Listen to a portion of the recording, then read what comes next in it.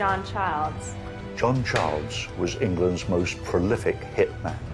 I've met a number of murderers, a number of gangsters, but John Childs was the most frightening man. If you wanted somebody bumped off, Childs would do it for cash. Childs did in fact have antisocial personality disorder. He was a pathological liar. Why confess to murders when nobody was ever found? The crimes that he claims to have committed are unproven. It could well be that he had told a whole tissue of lies. Anybody who's capable of committing those acts must be psychologically disturbed. He's in prison for being a liar. Is he lying? Is he telling the truth? We just don't know.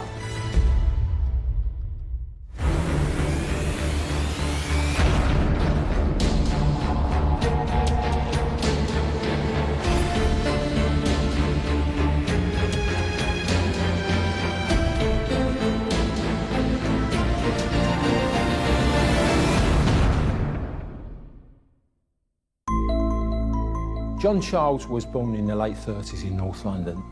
He doesn't seem to have been a particularly happy child. He left school as early as he could, drifted through a number of quite low-level jobs, and eventually joined the army. Within about 9 months, he was found guilty of burglary, and he was dismissed from the army. And from then on, he really drifted into various kinds of crime. He spent about 14 years in prison at various times for various offences. It was in prison that Charles met Terry Pinfold. Terry Pinfold was an armed robber, but also, was trying to make his way, as a lot of these criminals do, with, a straight cover business. When Charles came out of prison, he went to work with a factory that Pinfold had set up with Henry McKenny. McKenny liked tinkering with diving equipment. He was a qualified diver, and in fact he was quite a successful engineer and had invented a unique diving valve that's still in use today. Big H. All right. McKenny was a notorious figure. He was someone who was involved in serious crime, armed robbers. He was known to the police. I always remember McKenny because his eyes were the coldest eyes I'd ever seen. He just stared at you. And I'll never forget those eyes for as long as I live. John Childs worked his way up, became involved in armed robbery, and this was an era of armed robbery. In 1979, there was a very big armed robbery in Hertfordshire. Of a Security Express van. It was an interesting robbery.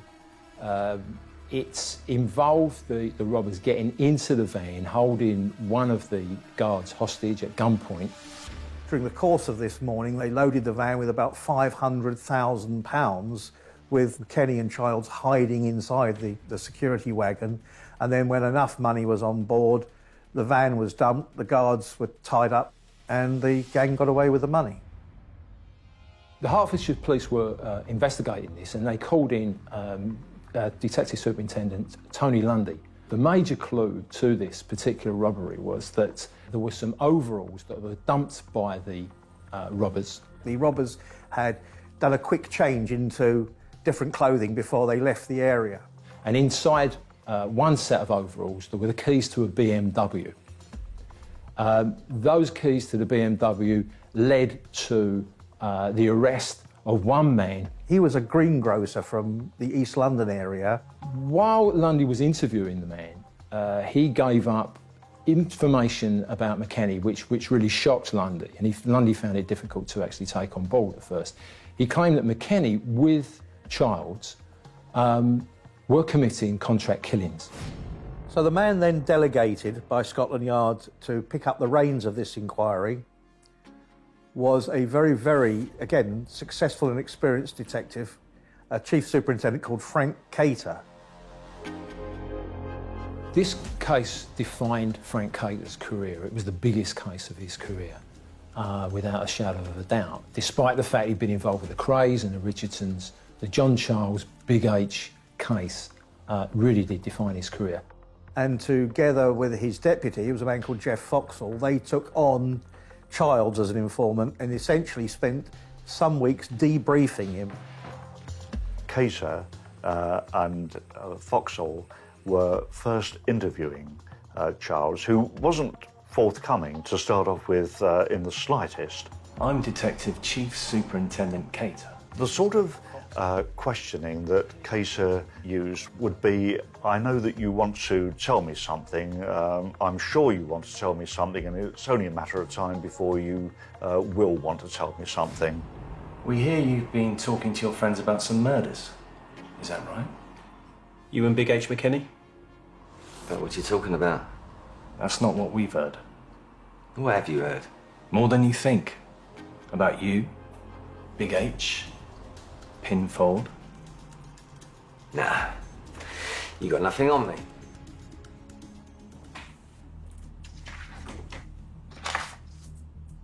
Terence, Teddy Bear Eve? So it was very much cat and mouse sort of thing. You might as well tell us. We know all about it. John Childs may not have wanted people to find out that he had done the killings. He may have wanted to take control and say he had done the killings. These were not the normal run-of-the-mill murders where a murder takes place, a body is found, and then the police begin an investigation. But what actually... Essentially, Childs was telling them about murders, a number of murders they didn't even know had taken place, where they didn't even know that the victims were missing, except in certain cases where they had been reported. But they had, very little starting point apart from what Childs was telling them. The first murder allegedly took place in 1974. Terry Eve had a little factory in a church hall in Hayden Road in Dagenham, where he manufactured teddy bears that he sold around pubs and clubs. He was actually known for all his friends and associates as Teddy Bear Eve. He let part of that factory out to Terry Pinfold and Henry McKenny. Pinfold owned half of the teddy bear factory, but he wanted all of it, and unfortunately at that time Eve was not prepared to make the business over to him.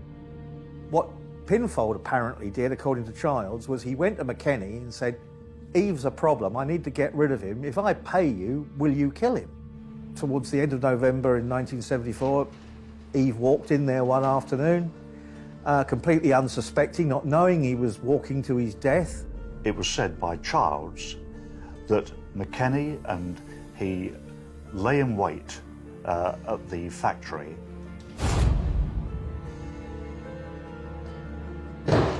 John Childs came along with his ball and peen hammer, piece of engineering equipment, which he said he got from when he was training as an engineer.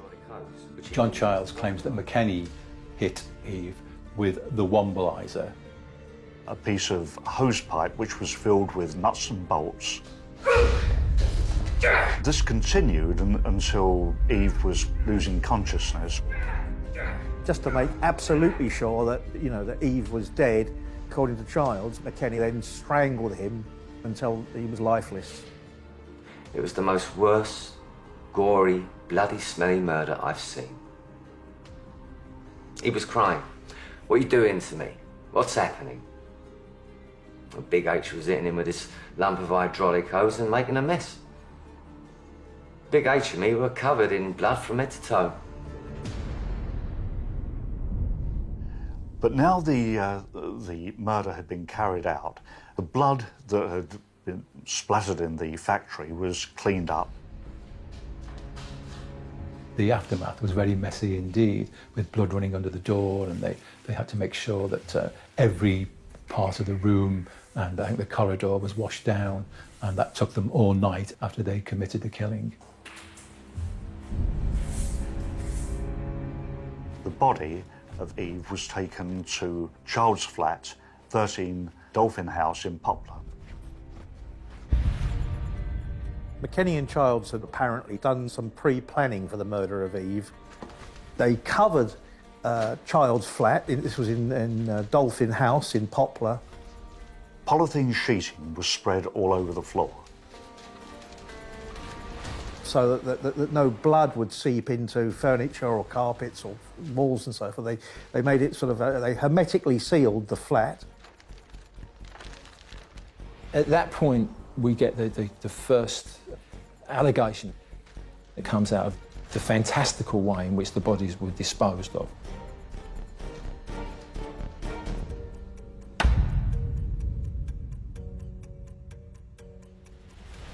They had purchased a butcher's type industrial mincing machine, the sort that sausage factories would use for, mincing up, bulk quantities of meat. They decided to cut Eve's body up into manageable portions and then feed it through the mincing machine.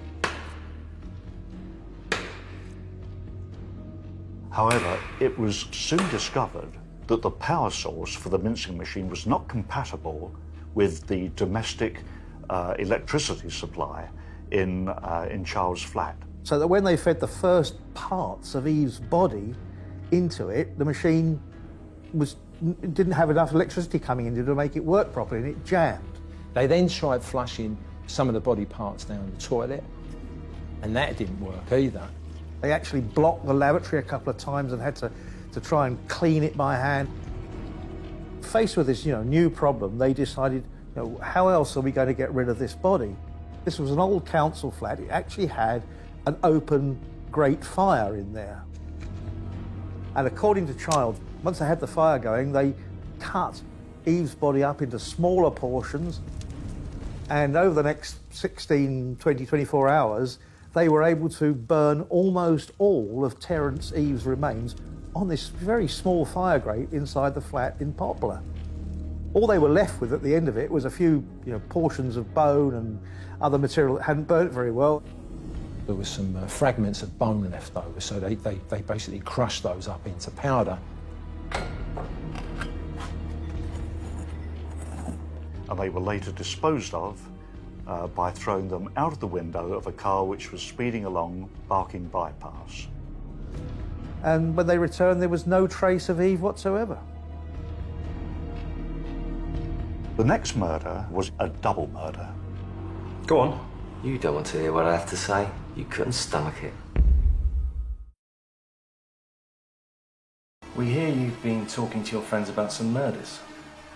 But what you talking about? You might as well tell us. We know all about it. The first murder allegedly took place in 1974. Terence Teddy Bear Eve? It was the most worst, gory, bloody smelly murder I've seen.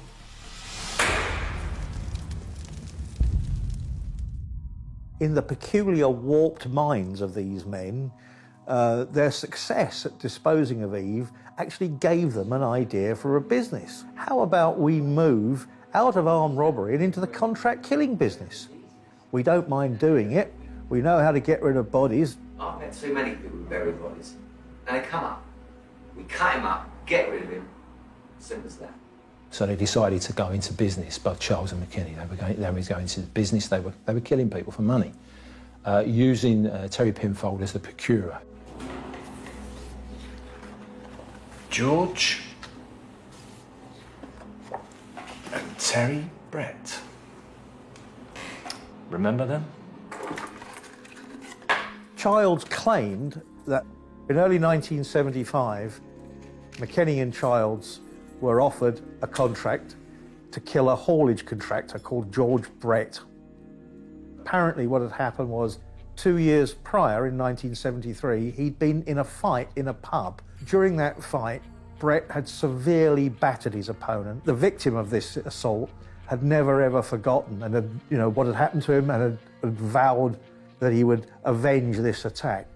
And somewhere along the line, he became connected to Pinfold, and Pinfold said, listen, if we can agree a sum of money, I'll have these people, have this man murdered for you on your behalf, and he'll be disposed of. A great deal of planning went into what they did next. In fact, it was rather clever.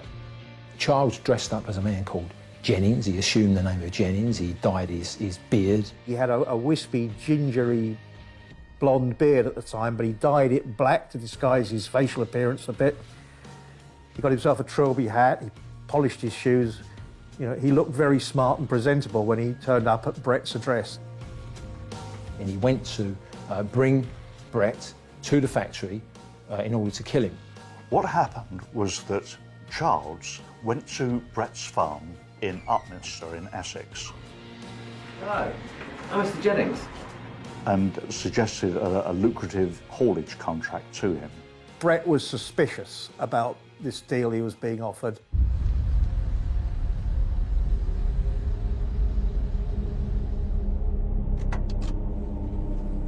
Many detectives who investigated this case think that Brett thought, if I bring my little boy with me, nobody's going to do anything to me in the presence of a child. They're not going to, not going to hurt me. If they are setting me up, they're going to have to put things off. But if he thought that was the case, he was entirely wrong. When they got to the factory, at first everything seemed normal. This is it? Yeah. Yeah. John Childs got one of these toys, One of Terry Eve's teddy bears that were left over. and gave it to the boy, to Terry Brett, to play with for a moment. What was about to happen was truly terrible because, according to Childs, McKenny appeared with a silent Sten submachine gun, and without further ado, he shot George Brett through the head with it, killing him instantly. Dad! Dad!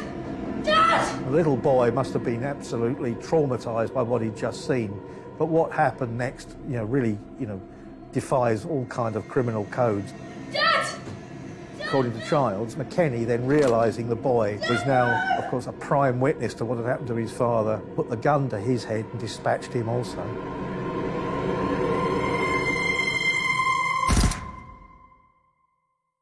Childs was to say later that he was appalled by what had happened, that it caused a major falling out between him and McKenny. And he said he said to the police when he was interviewed later that had he had a gun at that moment, he would have in fact shot McKenny. The bodies were put into the boot of a car and driven the few miles from Goodmayes to Childs' flat in Poplar.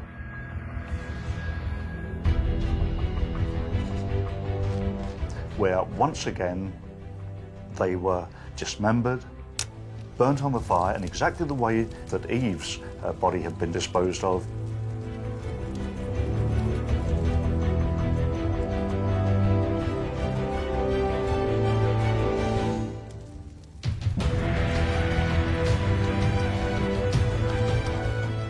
And then later the bones were ground up and they were disposed of as well.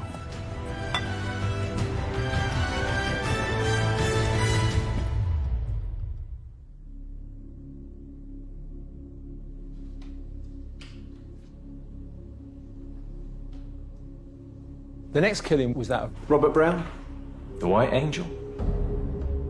Brown was also a well-known East London criminal, had been an associate of certainly McKenny's for some time. And in fact, shortly before 1974, Brown had been arrested by the police and successfully convicted for a number of burglaries. And he'd been sentenced to a jail term and been put in Chelmsford Prison. He escaped from Chelmsford Prison and allegedly went to see Pinfold, who advised him that Childs would be the right man to take care of him, as indeed he was. You were hiding him when he escaped from prison. He saw us doing in Eve.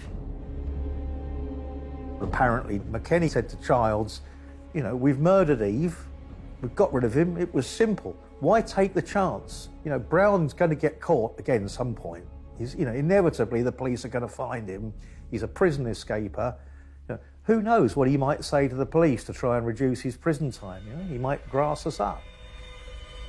So probably on the promise of somewhere else to hide out for a few days, the unsuspecting Brown was lured back to Childs' flat in Poplar. I intended him to have 2 bullets in the back of the head. Bang. It's dead. According to Childs, McKenny walked up behind him and shot him in the head at very close range. Brown was said to be as strong as a cart horse. He'd been a professional wrestler at one point in his life, and he certainly didn't die as easily as they wanted him to. Despite having a bullet in his head, his first reaction was to get up and fight back. He got another bullet full in the face. He still wanted to fight. Well, Big H ran out the room with a gun and I was just left standing there. It was unbelievable. It was like a block of concrete. They put him in the bath and they stuck every sharp object they could find into the man. Virtually all his ornaments had been used to attack Brown with. And it was only eventually when they picked up a sword and thrust it through his heart that they were satisfied that he was actually dead. And over a period of a number of hours, they cut his body up into small, manageable portions and destroyed it on the fire.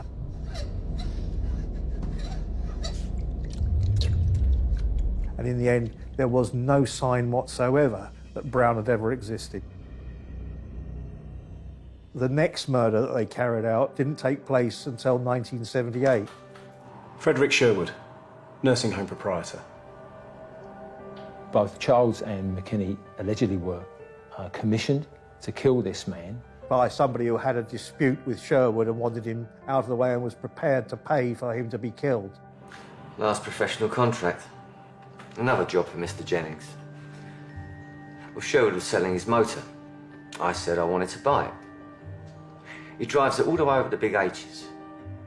I'm there counting out the money. Big H shoots him in the back of the head. Sherwood was put into the boot of his own car. He was driven to Child's flat in Poplar.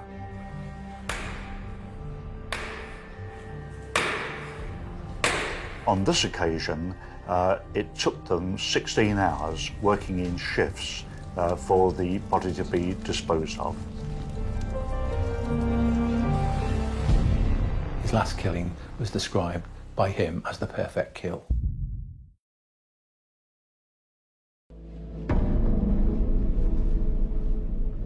The sixth victim was Ronald Andrews. He was the last one. Now, this wasn't a contract killing. Allegedly, McKinney was having an affair with Andrews' wife, Gwen. Wasn't he Big H's friend? So? So, why kill him? He died because Big H wanted his wife, his kids, his property. This was unusual, and it wasn't a contract killing, but it was also a step away from their methodology previously, in that they rigged things to look like there'd been an accident. A plot had been constructed to give the impression to any inquisitive person that on the night of the murder, Andrews would be going to Wisbeach in Cambridgeshire. His wife received this postcard 3 weeks before he disappeared. Recognise the handwriting.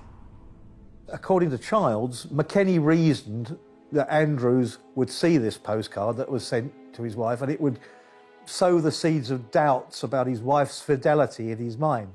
What then happened was that a message was got through to Andrews saying, if you want to try and find out, for a small, manageable sum of money, we could actually work on this case, find out who it is your wife is having an affair with. That being done, Charles lured him back to his flat at Poplar.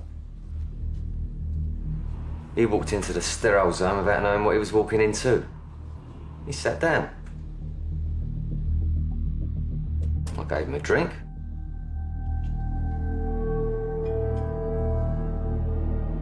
His fingerprints were now on the bottle of vodka. According to Childs, McKinney appeared from out of nowhere, so as to speak, and shot Andrews dead.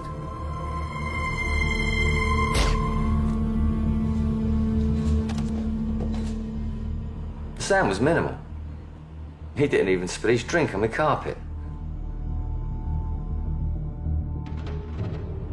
It was absolutely perfect. According to Childs, McKinney, who was dressed in a wetsuit, got into Andrews' car, together with the incriminating vodka bottle with his fingerprints on, and drove it all the way to Wisbeach. The place where they'd sent the inflammatory postcard from to Andrews' wife. It was said by Childs that McKinney drove the car straight into the River Nene. When the car went into the water, McKinney was able to swim to safety and get out of the river, where Childs helped to pull him out. Now, therefore, you had the car with the incriminating bottle of vodka in it, an open door, and anybody, hopefully, examining this would come to the conclusion that it had been Andrews who had driven the car into the river and had been lost by the strong currents. Andrews was reported as missing Police accepted it, without suspicion as a missing person report. Andrew's car remained in the river until it was eventually spotted by anglers.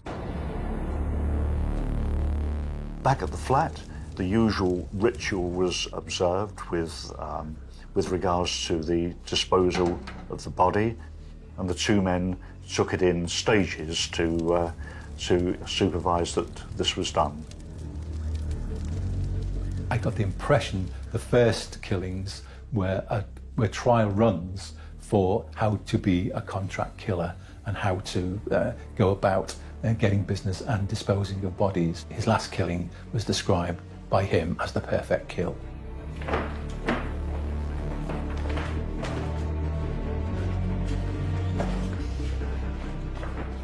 While the police were debriefing Childs about the murders, McKenny was on the run. Eventually, after many sightings, McKenny was tracked down to a masonette in Plaistow. He came out, he was arrested, and this was big news. This was big news. This was not just an armed robber being captured, but possibly a contract killer, possibly a serial killer, and the press, it really caught the press's imagination. Shortly after McKenny's arrest, Childs' trial came up. His trial actually took place at the Old Bailey in 1979. He pleaded guilty to the murders. And asked for a couple of dozen other offences to be taken into consideration, all of them very serious offences. He was only 2 days before the courts. It was simply a case of, basically running through the evidence that he'd given, and then he was sent to prison for the rest of his life. There were serious reporting restrictions on what the newspapers could say about Childs at that time, because, of course, most of what he had told the police about McKenny, could not be put into the public domain.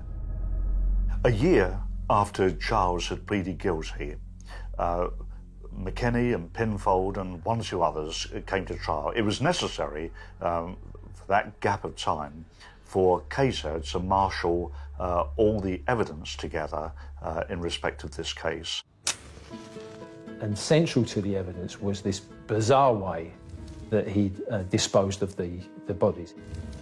In order to see if this was possible, Frank Cato brought in a Home Office scientist.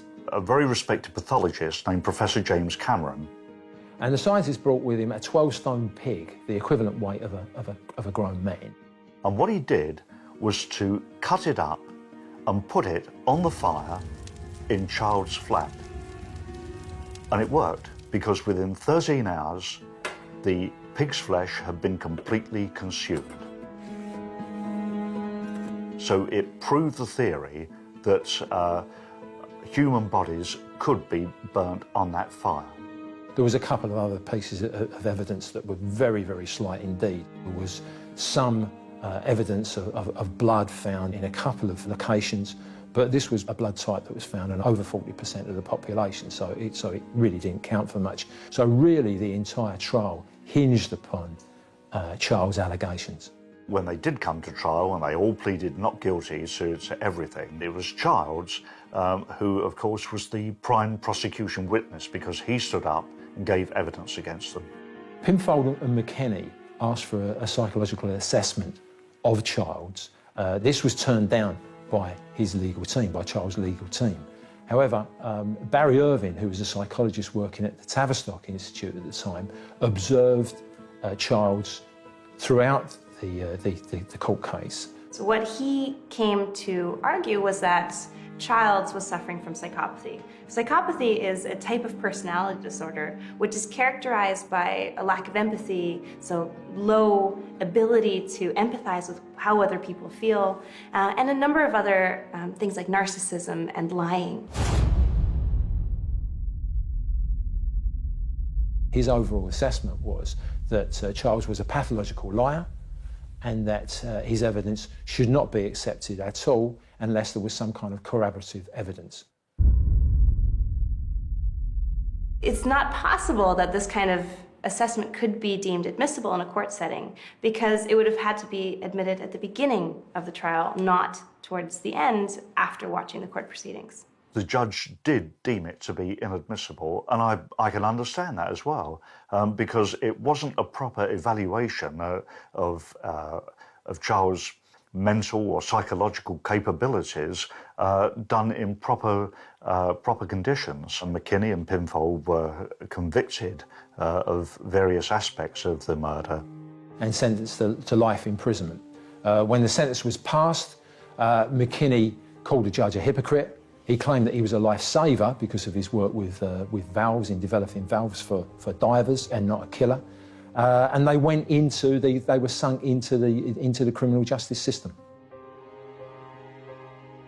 After McKinney and Pinfold were convicted of these various counts of murder, Childs contacted their respective legal people and said that he recanted his testimony and he would be able to get them out of prison, providing certain measures were taken with regards to him. He claimed that he was promised by the police that he would only do a sentence of 8 years. His claims were based upon conversations that he alleged that he'd had with Cater, and promises that he alleged that Cater had made to him. So Childs actually claimed that part of the interrogation process, he had been fed information about various crimes that had been suspected of occurring, missing individuals, and names were given to him over the course of the interview process, which he then ultimately claimed formed a foundation of a false confession. The crimes that he claims to have committed are unproven. It could well be that he had told a whole tissue of lies about them. 15 years later, Childs was to surface again, and I was actually to come face to face with him in the prison system. In 1997, Childs contacted the Mirror newspaper, and he was subsequently interviewed by a Mirror journalist. One day I was contacted out of the blue, really, by a woman who told me that she had essentially been writing to a number of convicted murderers and had become a pen friend with one of them in particular, who was a man called John Childs. She arranged for me to go with her to Long Lartin prison in Worcestershire to actually see Childs. If someone says, "Do you kill people?" I say no. I don't kill. I don't murder people. I disappear them. Murder's crude. Brute strength without thinking. Now, I used to play chess. And the one thing I learned is when you move, or don't move, you create circumstances. And the pattern changes. Disappearing people is smooth, slick, sensible. It's the thinking man's way. Childs claimed there that he'd committed 5 additional murders. I was walking along. I thought, I'm gonna have him. There's a block of concrete. I picked it up and I threw it down at him. Most of the time he was saying, "I can't remember what happened. I stuck a knife in him, he went down, I ran away." And I remember saying to him things like, "Well, you know, you're telling me that's a murder, but how do you know he was dead?"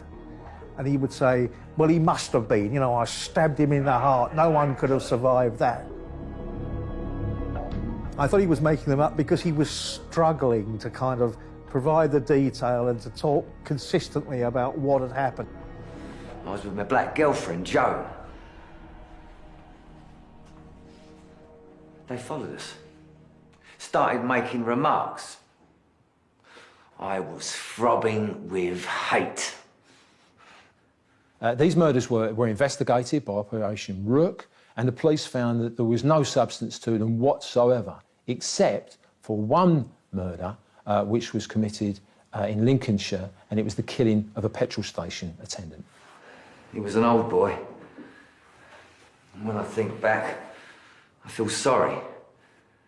But the prosecution service rejected it because the evidence just wasn't strong enough. At that time, I was willing to kill at a drop of a hat. Didn't bother me at all.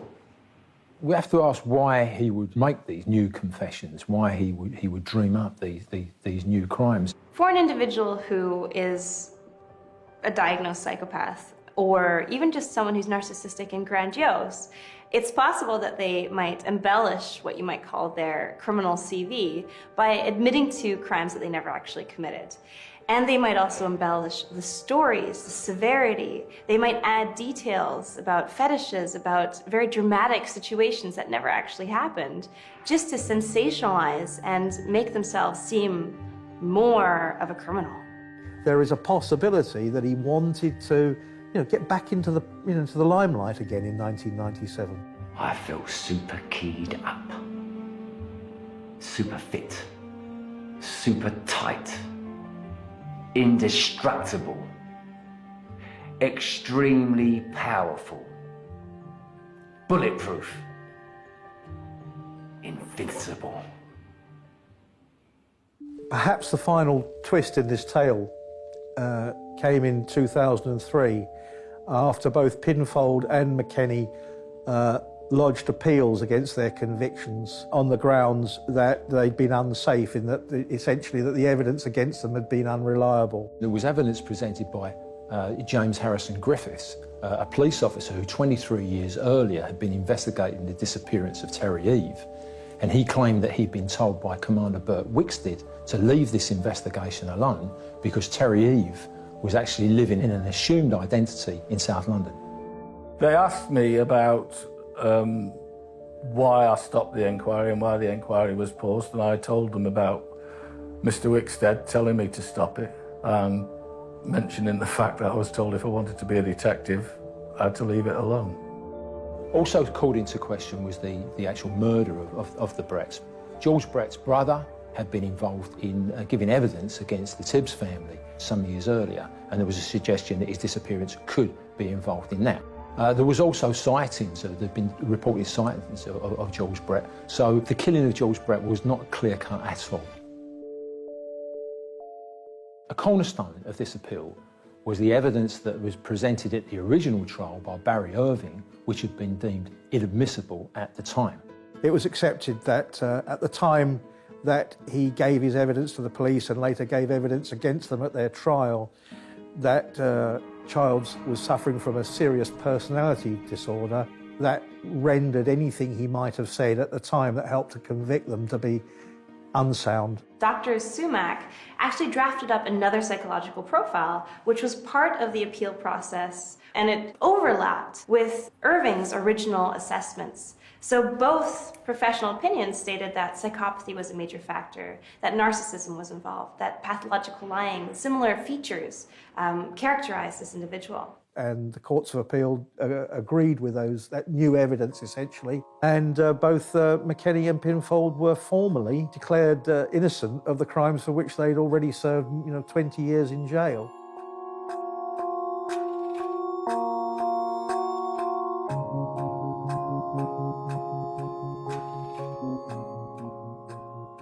The final twist in the tale is that in 2014, Childs sought the right to appeal against his sentence. One of the things that Childs said in his petition was that Cater and his team fed words into his mouth, and he has simply agreed with them, and also that he would receive a much reduced sentence instead of the whole life tariff which he eventually got.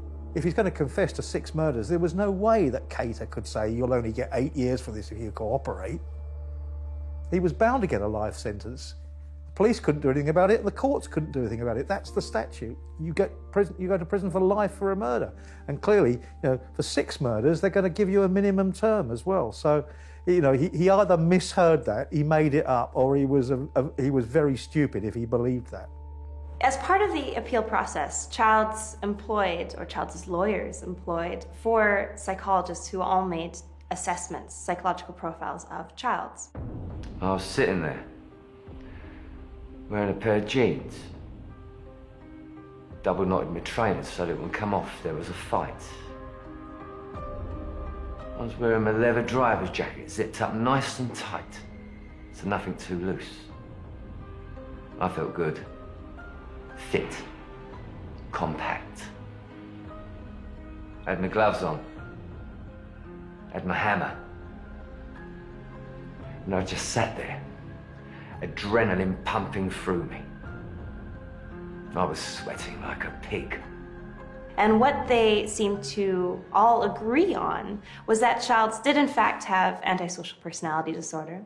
He was a pathological liar, and he was narcissistic, and he had a history of just deceiving individuals. I can't imagine killers not having some sort of psychopathic disorder, some antisocial behaviour, otherwise people wouldn't kill.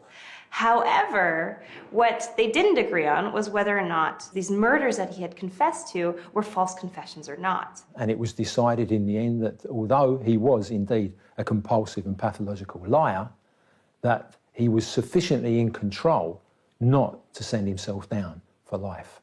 Based on these 4 profiles that the psychologists provided, Childs' appeal was actually turned down. They did not confirm that Childs had certainly falsely confessed. They said, yes, he had a personality disorder, but most of them did not agree that it had been a false confession. It means this man, this infirm man in his 80s, will spend the rest of his life in prison, possibly based on lies that he told about himself. He's always served his time in the prison system. He's never been in Broadmoor or a psychiatric hospital. But you have to say that anybody who's capable of such, cold-blooded murder and then, dismembering, just think of that, the gory scenes that must have taken place in that flat in Poplar. Anybody who's capable of committing those acts must be psychologically disturbed, are they not? Quite possibly the only man that knows the real truth about what happened is someone who's been defined and accepted as being a pathological liar. So for John Childs, it's possible that over time his confession, his statement, his memory has changed so many times that he doesn't actually know what originally happened, if anything happened at all. Who knows what's going on in his mind right now?